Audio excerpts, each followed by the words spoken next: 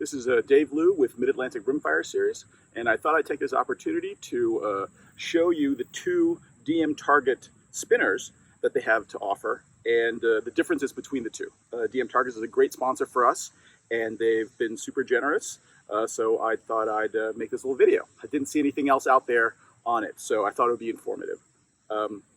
These are, however, my personal ones. I paid for them myself, so yeah, this is my honest review of them. They are great spinners. They work fantastic. I actually leave them outside a lot, so they got a bit of rust on them, but they still work great. The mechanics, the spinning mechanics work on them, work really, really well. And even outside, leaving them outside for like, I don't know, probably about 6 months outside in the weather, with no cover at all, they still work great.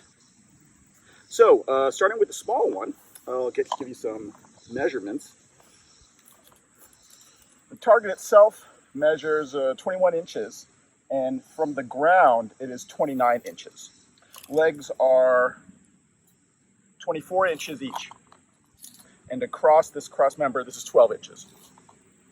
Now, as you can see, the legs here, the difference between the two is the legs here, they're fixed. I mean, you can get different size rods, but other than that, the way they come, they're not adjustable. So this is the height it's going to be above the ground. And the spinning happens just by the friction of the spinner along the axis of the axle here. All right, there are two rubber holders that hold these spacers that keep them from pinching onto the spinner so it spins freely. Sometimes I put a little bit of grease on there to have it spin even better. There's a little rust that grows on them, but you really don't need it that much. Here's a little pro tip. Paint the back sides different than the front sides so that when it does spin at distance, it's easier to tell. But this works really, really well.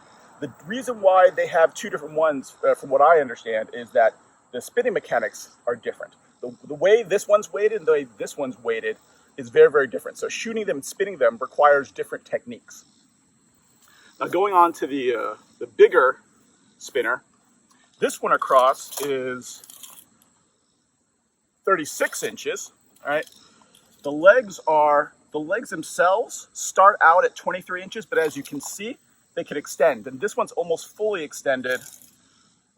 This is 37 inches. And there might be one or two more spots there, but yeah, each leg can extend. So as you can see on this hilly terrain, this one helps level it out better because you can have the legs at different heights. There are pins that hold these legs in place. So the difference between these this is friction fit. So when you lift it up, everything falls out. These legs are pinned in place, so the legs and the extensions won't fall out.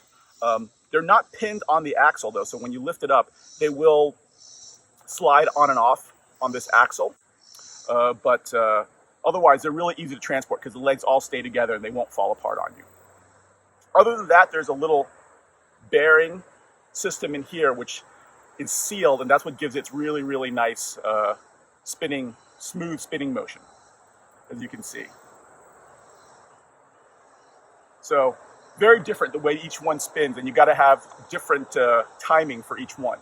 So what I'm going to do next is I'm going to go back and show you some video of me spinning each one of these. It's going to be at 50 yards. I'm using a Voodoo, a 18-inch Voodoo, and it's going to be, or a 16-inch Voodoo, and I'm shooting SK Plus ammo.